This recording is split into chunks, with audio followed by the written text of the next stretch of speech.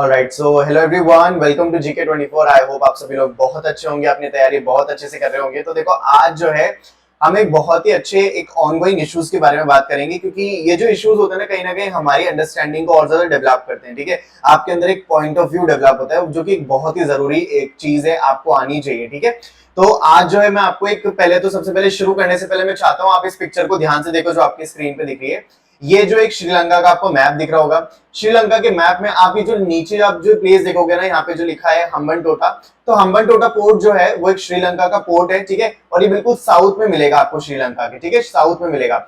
लेकिन यहाँ पे क्या चीज है कि जो पोर्ट है ना, इससे काफी सारी जो कंट्रोवर्सी है ना वो जुड़ी हुई है। क्या कि जो पोर्ट है ना, इससे रिलेटेड काफी सारे कन्फ्लिक्ट्स हुए थे, काफी सारा प्रोटेस्ट हुआ था। क्यों हुआ था ये प्रोटेस्ट? क्योंकि श्रीलंका ने क्या किया था कि ये जो हम्बनटोटा पोर्ट है ना, इसको 99 इयर्स के लिए लीज पर दे दिया था। तो इस पोर्ट को जब दिया गया तो बहुत ज्यादा प्रोटेस्ट हुए, बहुत ज्यादा मतलब ये लोग सड़कों पे आए कि नहीं, ऐसा नहीं करना चाहिए। अब बात आती है कि ऐसा क्यों किया था, आखिर श्रीलंका ने क्यों दिया था इसको 99 इयर्स के लिए लीज पर? तो वो ऐसा इसलिए कि जब ये पोर्ट बना था, ठीक है, तो इसमें जो श्रीलंका ने ना उसकी किसकी हेल्प ली थी? चाइना की हेल्प ली थी फाइनेंशियली, यानी कि चाइना से लोन लिया था श्रीलंका ने। लेकिन जब बारी आई रीपे करने की, तो श्रीलंका कहीं ना कहीं अपने आप को मतलब उतना कैपेबल नहीं मान पा रहा था उस वक्त, और नहीं था, जिसकी वजह से वो रीपे नहीं कर पाया। और अपना फाइनेंशियल बर्डन कम करने के लिए उसने क्या किया कि जो पोर्ट है हम्बनटोटा पोर्ट, इसको किसको दे दिया लीज पे? 99 इयर्स के लिए चाइना को दे दिया। अब ये जो सेम कंडीशन है ना, मतलब आज हम इसकी बात क्यों कर रहे हैं, आज अचानक से श्रीलंका की हम बात क्यों कर रहे हैं? क्योंकि सेम कंडीशन ना हमारे एक पड़ोसी देश है, उसके अंदर भी ऐसी चीजें देखने को मिलेगी, और वो है हमारा नेपाल। तो नेपाल में अभी हाल ही में आप देखो, यहाँ पे जो आपको पोखरण दिख रहा होगा, एक मिनट हम पेन ले लेते हैं। देखो यहाँ पे आपको एक पोखरण दिख रहा होगा, ये वाला एरिया देखो पोखरण। तो यहाँ पे जो पोखरण एरिया है, ठीक है, नेपाल का, यहाँ पे जो है अभी हाल ही में एक इंटरनेशनल एयरपोर्ट बनाया गया है। ठीक है, इंटरनेशनल एयरपोर्ट बनाया गया कहाँ पे? नेपाल में।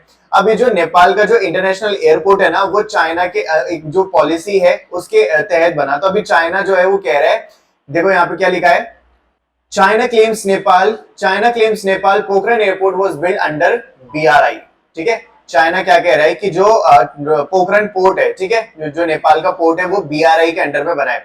क्या है बीआरआई? तो देखो यहाँ पे लिखा है under the belt and road initiative, BRI. ठीक है, तो ये एक तरीके से चाइना का एक इनिशिएटिव है, जिसके अंदर क्या करता है, चाइना अलग अलग कंट्रीज के साथ इन्वेस्टमेंट करता है और इंफ्रास्ट्रक्चर डेवलप कराता है। ठीक है, लेकिन ये तो बात ठीक है यहाँ तक, लेकिन अभी चाइना क्या करने लगा है कि पहले तो कंट्री को लोन देता है, लोन देने के बाद अगर मान लो कंट्री वापस रीपे नहीं कर पाती ना, तो क्या करता है कि उस रीजन को, उस मतलब टेरिटरी को फिर वो अपने पास रख लेता है। ठीक है, तो इस तरीके से मतलब चाइना की एक रणनीति, एक पॉलिसी बन चुकी है। तो अब सेम चीज जो है वो नेपाल के अंदर कहीं ना कहीं होने वाली है। क्यों होने वाली है? क्योंकि नेपाल का जो है ये जो कंस्ट्रक्ट हुआ है इंटरनेशनल एयरपोर्ट, पोखरण एयरपोर्ट, वहां पे भी उन्होंने क्या किया था कि इसके अंदर बीआरआई के अंदर कंस्ट्रक्ट हुआ। और बीआरआई किसकी है? वो बेल्ट एंड रोड इनिशिएटिव, ये चाइना का है। तो चाइना का कहना ये है कि पोखरण एयरपोर्ट जो है वो अब मतलब अंडर किसके में बना है? वो बीआरआई इनिशिएटिव के अंडर में बना है। और ये कब हुआ? ये अभी 21 जून को हुआ। 21 जून को यहाँ पे क्या हुआ था कि चाइनीज एक फ्लाइट आई इस एयरपोर्ट पे, सबसे पहली जो फ्लाइट लैंड करी वो चाइनीज की थी।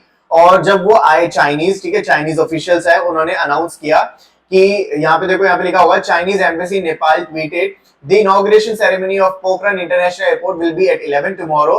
This is a flagship project of China initiative and BRI cooperation. Warmly congratulate to Nepali government and Nepali people. अब ये सुनने के बाद नेपाली जो लोग है ना, वहां पे उनको थोड़ी टेंशन हो गई कि ये क्या कह रहे हैं चाइनीज की, मतलब इनके इनिशिएटिव में कहां से बन गया ये। तो वो कहते हैं कि हमारा जो पोखरण जो एयरपोर्ट है उसका कंस्ट्रक्शन तो हम 2012 से कर रहे हैं, और जो बीआरआई में हम लोगों ने साइन किया है वो तो अभी 2017 में किया है। तो इसके तहत बहुत सारी कंट्रोवर्सी चल रही है, बहुत सारी चीजें चल रही है। मतलब चाइना कह रहा है कि नहीं, हमारे बीआरआई के अंडर में ही कंस्ट्रक्ट हुआ है। ठीक है, तो कहीं ना कहीं क्या है कि थोड़ी क्लैरिटी नहीं है और इस तरीके की चीजें हो रही है। अब देखो, अब यहाँ पे बात ये है कि अब आप पूछोगे कि इतनी क्या प्रॉब्लम है अगर चाइना कह रहा है कि हाँ ये पोर्ट हमारे बीआरआई के अंडर में बनाया गया है, तो ऐसे तो बहुत सारे प्रोजेक्ट होंगे। जैसे मतलब वो तो तब होगा ना जब लोन पे नहीं कर पाएगा, अगर चाइना मतलब ये नेपाल जो है चाइना को लोन पे नहीं पे कर पाएगा, तब की बात है कि वो उसको अपना अपना मतलब अपना बना लेगा। तो ऐसा नहीं है। देखो क्या है, आपको मैं बताता हूँ पूरी एकदम इसके पीछे की सच्चाई। तो यहाँ पे जो तो देखो यहाँ पे क्या है कि अगर मान लो नेपाल नेपाल जो है पे नहीं कर पाया, ठीक है, पोखरण कंस्ट्रक्शन का जो भी खर्चा था, जो भी लोन लिया था चाइना को, अगर नहीं रिपे कर पाया तो चाइना क्या करेगा, उसको सीज कर लेगा, अपनी टेरिटरी बना लेगा। अब यहाँ पे देखो, यहाँ पे एक बात और है, वो अब रीपे कैसे करेगा नेपाल? नेपाल जो है रीपे करने की कंडीशन में नहीं है। क्यों नहीं है? क्योंकि उसका एयरपोर्ट जो वो कंस्ट्रक्ट तो हो गया, लेकिन वहां पे भी कोई फ्लाइट आ ही नहीं रही है। और इसी वजह से जो नेपाल के प्राइम मिनिस्टर हैं वो हमारे इंडिया में आए थे, हमारे पीएम से मिले थे और उनसे कह रहे थे कि हमारे जो पोखरण वाला इंटरनेशनल एयरपोर्ट है उसको बचा लो।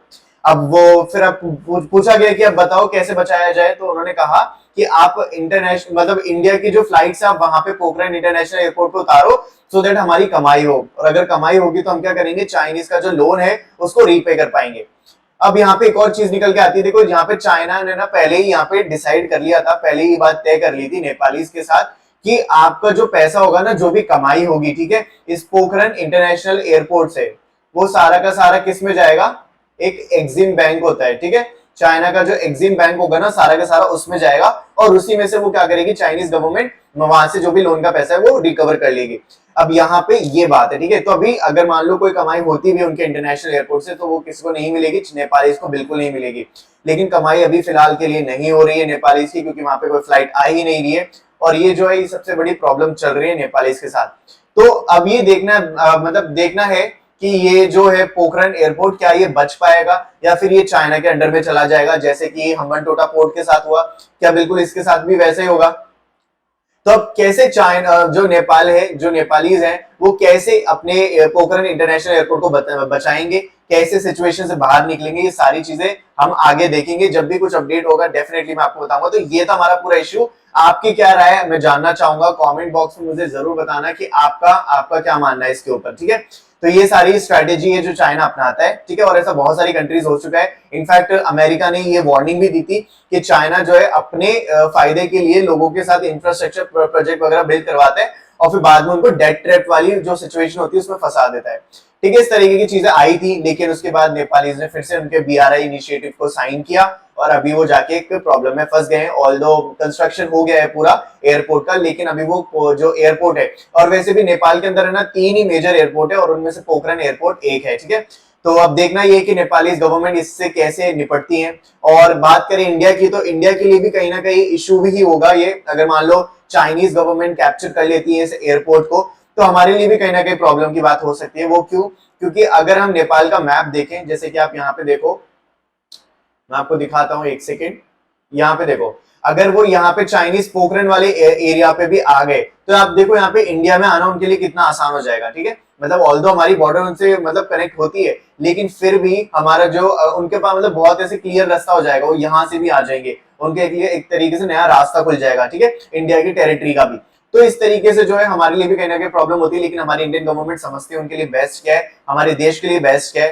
तो इस तरीके की जो है ये पूरी कंप्लीट न्यूज थी। तो आई होप आपने ये अच्छे से समझ लिया होगा, अच्छे से जान लिया होगा, और अपनी राय कमेंट बॉक्स में जरूर लिखना, इससे आपकी अंडरस्टैंडिंग डेवलप होगी। आपको जो है इंटरनेशनल इश्यूज के बारे में पता होना चाहिए, क्योंकि ये कहीं ना कहीं हमारे देश से रिलेटेड होते हैं, दूसरे देश क्या करना चाह रहे हैं उससे रिलेटेड होते हैं, ठीक है। तो आई होप आपको अच्छा लगा होगा ये सेशन। अगर अच्छा लगा होगा तो आप प्लीज चैनल को सब्सक्राइब करना, और इसी तरीके की GK GS current affair update, job vacancy preparation strategies, complex issues के एनालिसिस पाने के लिए चैनल से जुड़ना मत भूलना, सब्सक्राइब बटन को प्रेस करके।